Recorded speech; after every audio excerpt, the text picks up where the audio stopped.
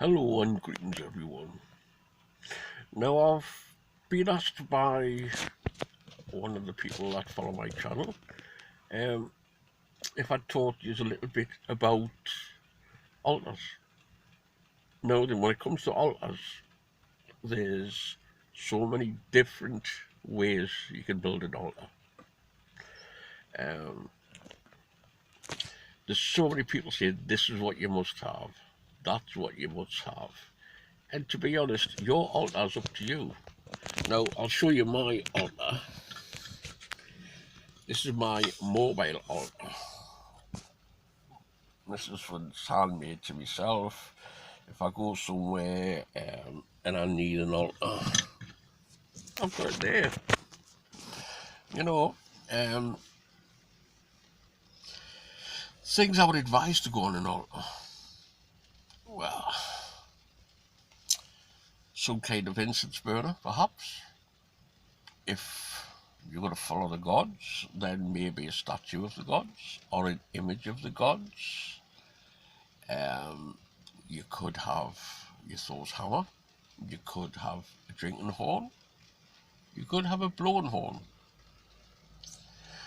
Now, if you're a member of a group, a physical group, not a Facebook group, I'm a member of the Otis Fellowship, and on their altars, they've got two candlesticks. First of all, the altar's very plain, it's got a white cloth on, two candlesticks, a horn, a representation of Thor's hammer, and an oath ring. Now, on my home altar, I've got Thor's hammer, drinking horn, candles, a large oath ring, same as what the Ordnance Fellowship suggests. But I've also got personal items, things I've made, things I've found at the beach, things that are important to me. I've got a statue of Odin. You can have on whatever you want. Some people put feathers on, some people put glasses of water, some people put pieces of earth. Um, it's really up to you what you want on your altar, what feels special to you. If you've been told this is what you altar must have and you must buy it from us and stuff like that, then get away from them, you know. Um, the group you should be with, if you're with a group, can give you suggestions on what to have on your altar, but when it comes down to it, it's up to you. You know, and as far as talking to the gods at the altar, there's lots of ways of doing it. Some people at the beginning sing or chant or play the drums. Many more people don't sing, don't chant, don't play the drums. I don't do any of those, probably. Um, there's a lot of people have a formal way, a ritual, when they use the altar talk to the gods. Some people don't. See what I'm trying to say?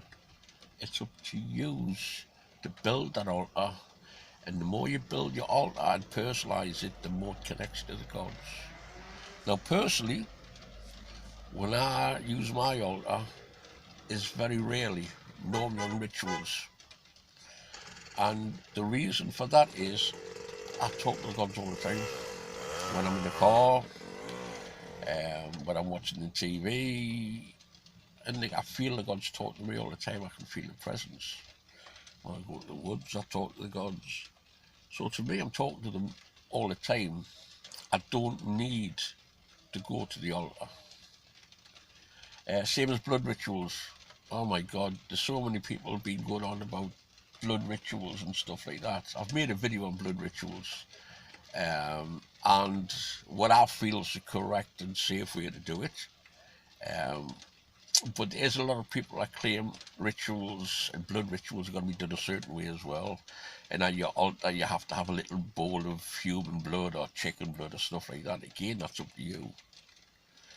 Um, I think you should look up, I'll put some links below, and look up different views on altars. But having an altar is important. You've got to have your sacred space in your home.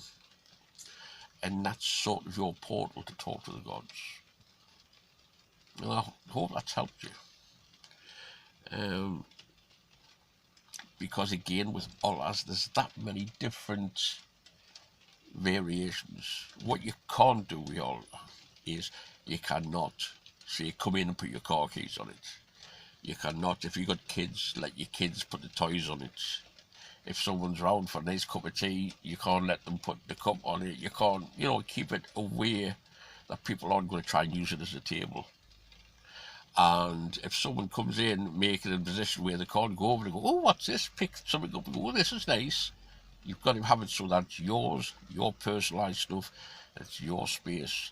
Now, if you're in a family, if you're with a partner, then, and they have the same religion, then they have to have some input into the family altar.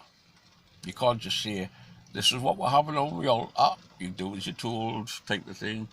You've got to make a decision between the both of you what you have on the altar. And it's the same as if you've got kids and you just follow the religion. Let your kids be a part of it as well.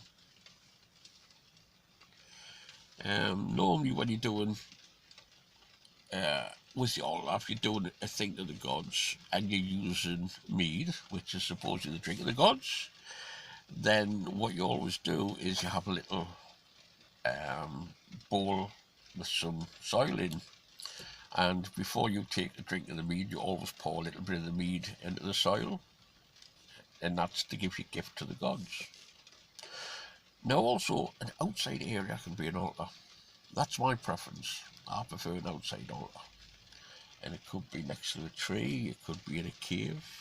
I believe I've done a video on an outside altar I like using. Now the good thing about that is, especially in the summer, in this grassy area, you go bare feet, and that way connects it to the earth. But again, that's just something I like. It might be something that you're not going to do and you're not used to. Again, it's your own way. Don't let people tell you it's wrong. Don't let people tell you must have this. Don't buy books on it.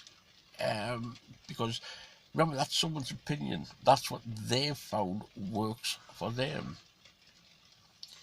And if it works for them, it doesn't actually mean it'll work for you.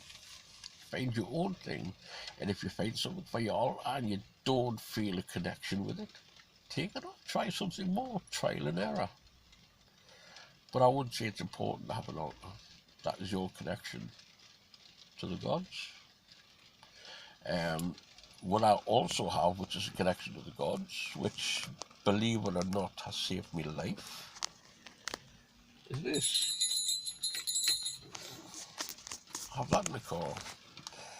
And every time if I decide I'm going to talk to the gods, I give a little tap. And just going, boop.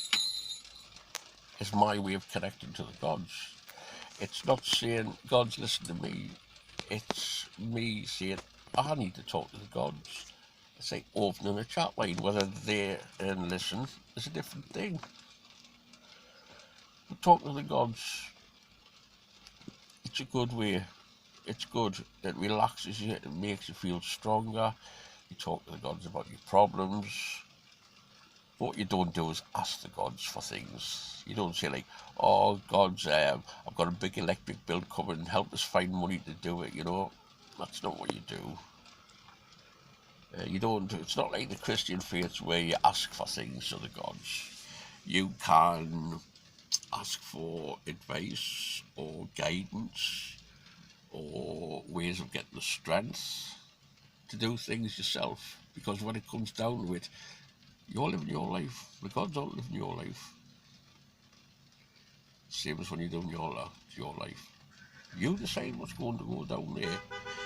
If you've got a connection to certain gods, then use their images. I had to stop the video there because someone's beeping the horn at somebody, but never mind, that's the way it is. So I'll finish this video and I'll say, hail the gods, hail Tia, hail Air, hail the Old Father, and as I always say at the end of this, stay safe. Okay, I'll talk to you all later, and I'll ring the bell. Round 2. Toodles, everyone.